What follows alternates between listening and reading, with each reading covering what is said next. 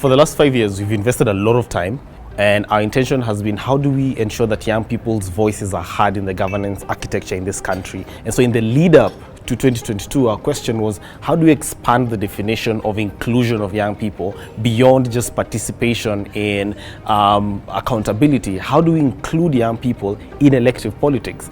We don't have a deficiency of leaders, we have a deficiency of values. And so we have a lot of politicians with what I would call bad manners. That's how we really came up with a good politician. Niko tayari kulipa gharama, sitasimama maovu yakitawala, sitasimama maovu yakitawala. One of the least implemented chapters in our constitution is the chapter on leadership and integrity. And there is need for concerted efforts to ensure that programs, initiatives are done towards raising the bar as far as getting leaders, men and women who appreciate leadership and the values of integrity. What they're trying to bring out is the nurturing of young leaders into the society. Third move, or actually a great move away from the recycled narrative of what we believe a leader should be in Kenya and in Africa.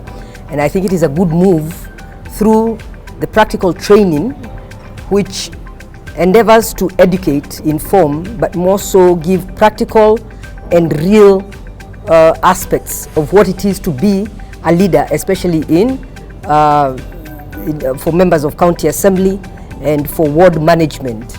So we are here for 5 days with 30 young aspiring members of county assembly, men and women. And they are from Makueni, they are from Murang'a, and they are from Uasin Gishu.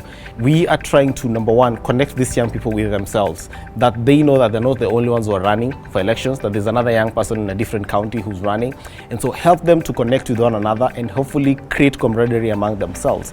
But number two is also connect them with industry experts, people who are running campaigns at the national and even at the regional level, people who are designing and working with different political parties at different spaces. If we do not therefore share our experiences, share what works, what doesn't work, what mistakes have been committed, what lessons can be learned, then we will not have the moral authority to ask questions when they're failing to be value-based leaders when they're in those offices. And so that level of engagement and exposure allows them to start thinking really about, will allow them to start thinking about how do they design their campaigns? Do they actually even want to run to begin with? And so make that final decision. And then number three, we're also getting them in a space to start thinking about the moral side of politics, because we're talking about a good politician. So we want them to run a clean campaign. We want them to run a campaign on values and on issues. So this week we'll be helping them to define the issues. What are the issues in their different words, and how do they want to frame those issues in a way that the people in their communities relate with them. The plan was 2007, after having taken part in student politics for 4 years, that then I was going to run to become member of parliament, and had a plan, I had a vision. But then I did not have training, mentorship, exposure. I just imagined that, you know what, student politics has prepared me sufficiently for national politics. I dropped out of the race. I didn't even get to the nomination stage. I did have that preparation. So as I look at you guys seated here, getting to learn, interact, and have the information about what it entails to run a campaign, I believe you are at the best place and you're doing it right. I think this is a powerful project that is very deliberate to make sure this country gets good leaders. And the fact that it focuses on young people shows that it's also looking at the future. What is the future of this nation? We want a nation that have people and have leaders who have values, who have people at heart, who have communities at heart, who have social justice at heart. And this is one way of building a country. It is therefore very important to invest in aspiring leaders to just help them build their capacity. We are not looking for perfection.